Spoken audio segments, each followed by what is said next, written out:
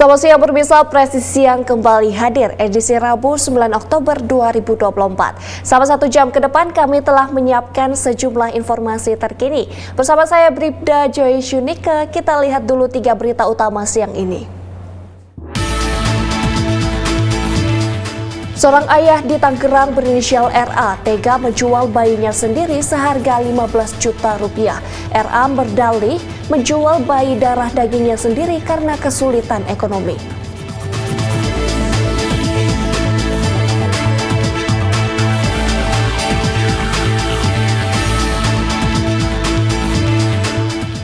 Polda Jawa Timur kembali menggelar analisa dan evaluasi Sitkamtibmas pada Selasa lalu.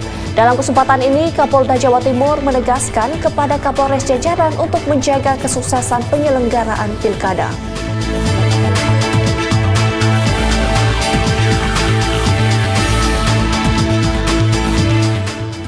Divisi Humas Polri menggelar e-learning PPID Satker Polda Maluku Utara. Dalam kesempatan ini, Humas Polri juga melaksanakan supervisi fungsi teknis kehumasan.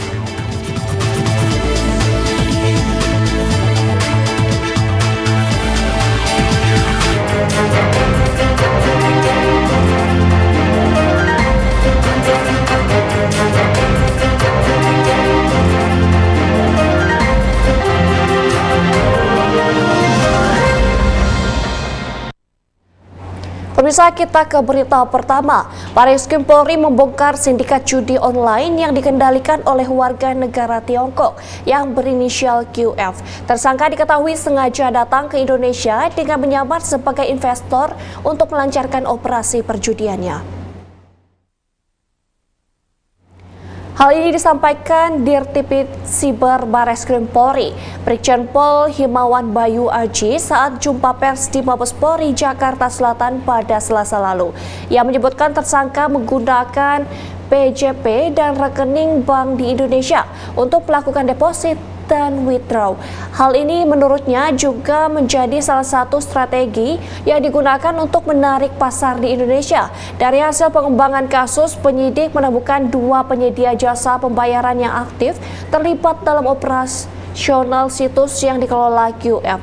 Adapun situs judi daring yang dikendalikan QF telah beroperasi di Indonesia sejak September 2022 lalu, sedangkan perputaran uangnya mencapai 685 miliar rupiah. Brigjen Pol Himawan menuturkan sindikat ini secara sengaja menargetkan pasar Indonesia dengan bukti jumlah pemain asal Indonesia yang mengakses situs judi online tersebut mencapai 85.000 orang.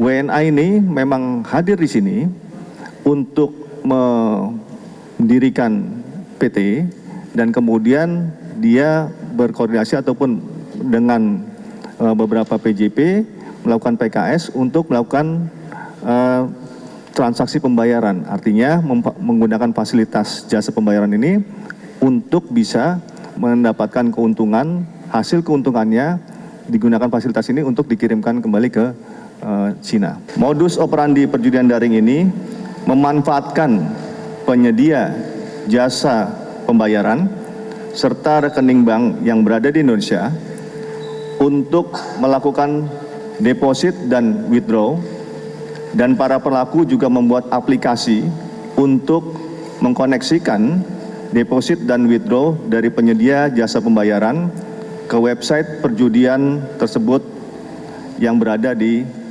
China.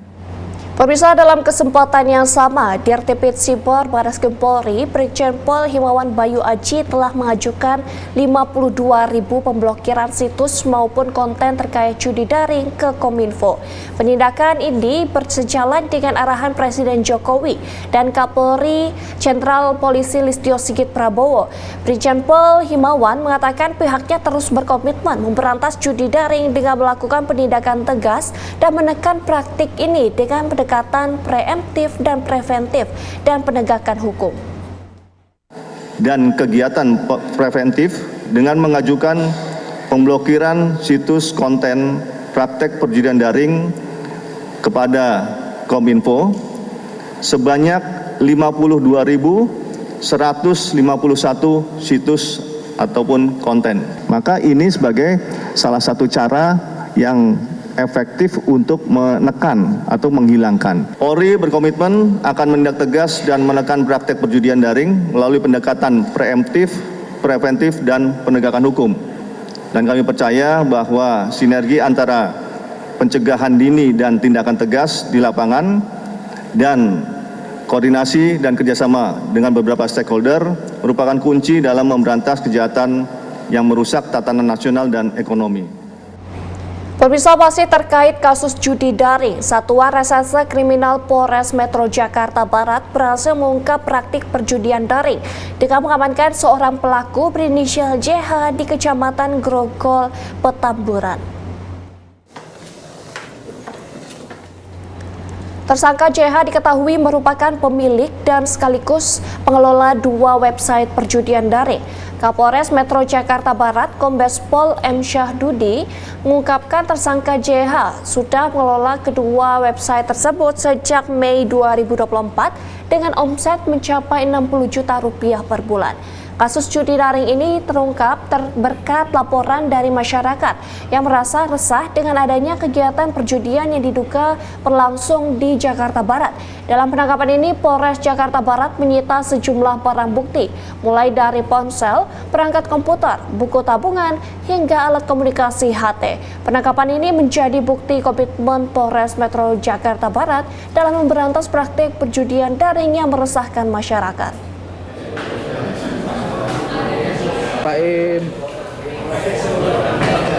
Pada bulan Mei 2024, tersangka ini memutuskan untuk mengelola situs judi online, di mana situs judi online ini didapatkan dari hasil yang bersangkutan berkomunikasi dengan komunitas judi online di media sosial Telegram.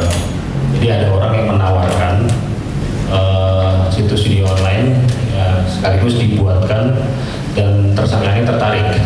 Berangkat dari situlah dia mengelola sendiri situs judi online tersebut, dan setelah mendapatkan keuntungan dia memutuskan untuk membeli 2 website tersebut. Jadi dia mengelola lokalan, dia mengiklankan judi online di media sosial Facebook, kemudian ada beberapa pemain yang mendaftar di website tersebut, dan ketika sudah mendaftar dan mendeposit beberapa jumlah uang, baru diberikan akses untuk membuka situs tersebut dan untuk bermain judi slot. Pemirsa, kita beralih ke Banten. Seorang ayah di Tangerang berinisial RA tega menjual bayinya sendiri seharga 15 juta rupiah. RA berdalih menjual bayi darah dagingnya sendiri karena kesulitan ekonomi. Dalam kasus ini, Polres Metro Tangerang Kota berhasil menyelamatkan bayi tersebut dengan menangkap 2 tersangka lainnya yang merupakan pembeli anak ini.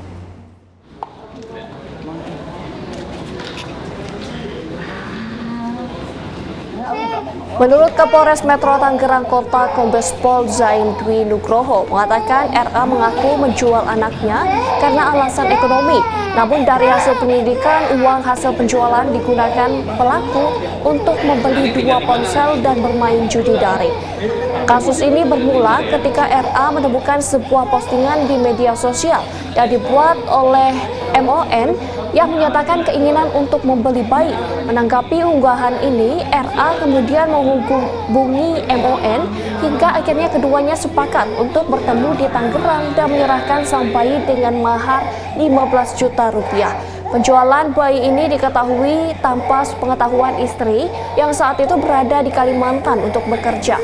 Sepulangnya ke Jakarta, istri RA mulai curiga setelah suaminya tidak memberikan jawaban pasti tentang keberadaan sang anak. Setelah didesak, RA akhirnya mengakui telah menjual bayi mereka. Sang istri kemudian segera melaporkan suaminya ke Polres Metro Tangerang Kota.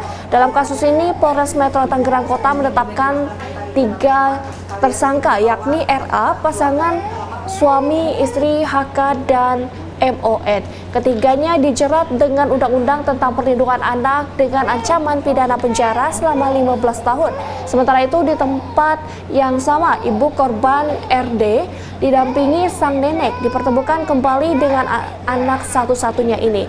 RD mengungkapkan rasa terima kasihnya kepada kepolisian, dalam hal ini adalah Polres Metro Tangerang Kota.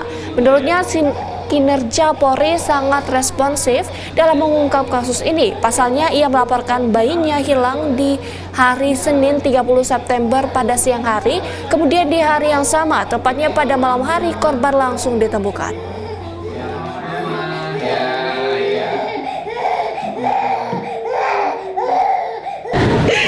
Saya mengucapkan banyak terima kasih yang sebesar-besarnya atas nama saya dan keluarga besar saya. Tanpa bantuan dari bapak-bapak sekalian, saya nggak tahu sekarang anak saya di mana. Dan prosesnya begitu cepat. Saya lapor di tanggal 30 dan pada malam hari ini anak saya ditemukan dalam keadaan sehat. Terima kasih banyak kepada bapak-bapak semua yang telah membantu saya dan keluarga saya untuk menemukan anak saya pada malam hari ini. Sementara itu, pemirsa, di Sumatera Utara, Polres Labuhan Batu berhasil mengungkap kasus tindak pidana narkotika dan pembakaran 1 unit rumah serta mobil. Barang bukti yang berhasil diamankan narkotika jenis sabu seberat total 156,46 gram neto dan juga 1 unit mobil dan sepeda motor yang hangus terbakar.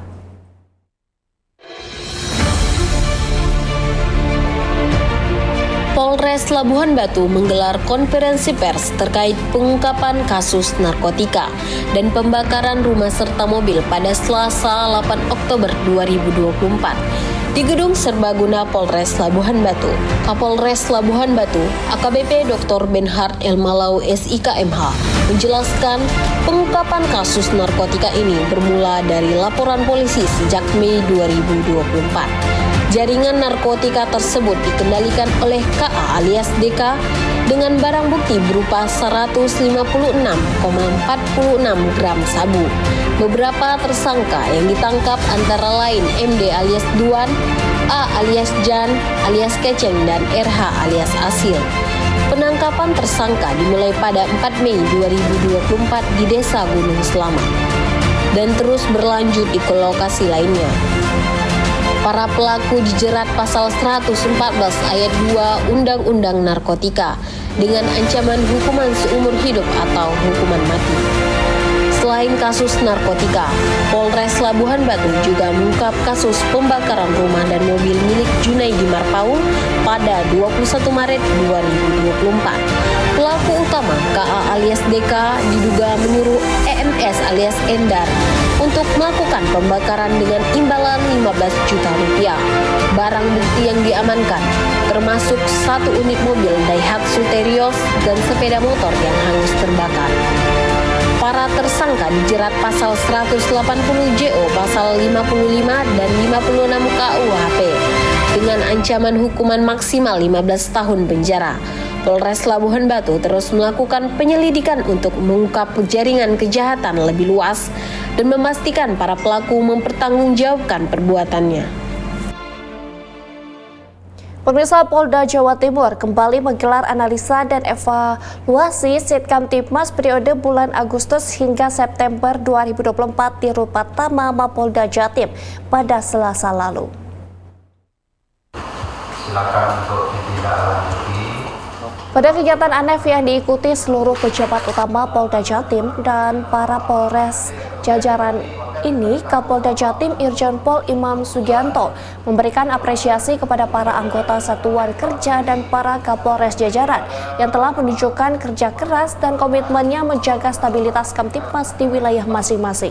Apresiasi ini disampaikan berdasarkan hasil ANEF gangguan Kamtibmas pada bulan Agustus dan September 2024, di mana Polda Jatim dan jajaran berhasil menyelesaikan sejumlah kasus dan menekan angka kriminalitas.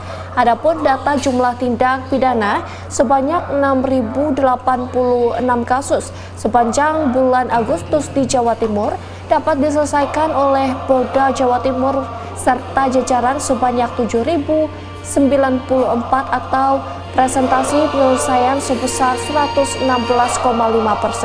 Sedangkan pada bulan September 2024, jumlah tindak pidana mengalami penurunan menjadi 6.209 kasus dan mampu diselesaikan sebanyak 6.225 kasus. Sementara terkait lalu lintas, Kapolda Jatim juga menyatakan data kecelakaan lalu lintas di Jawa Timur pada bulan September 2024 menurun. Untuk menekan kembali angka laka lantas, Kapolda Jatim meminta kepada para Kapolres jajaran agar mengimplementasikan dan menggelorakan program Mahameru Lantas. Di sisi lain, terkait situasi berdasarkan rilis BMKG, Kapolda Jatim mengatakan perlu antisipasi terhadap potensi bencana hidrometeorologi seperti banjir dan tanah longsor. Irjen Pol Imam meminta seluruh jajaran untuk melakukan upaya mitigasi dan kolaborasi dengan stakeholder yang ada untuk menghadapi kemungkinan terjadinya bencana tersebut.